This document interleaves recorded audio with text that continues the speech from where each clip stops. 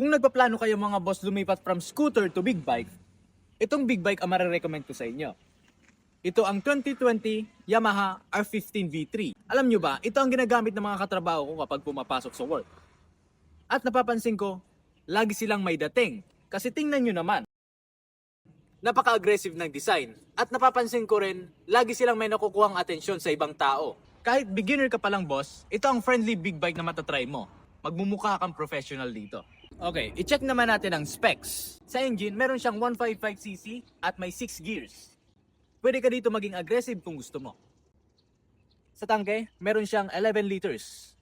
Punuin mo kung gusto mo. Sa safety, meron siyang ABS sa front at back nito para safe ang braking mo.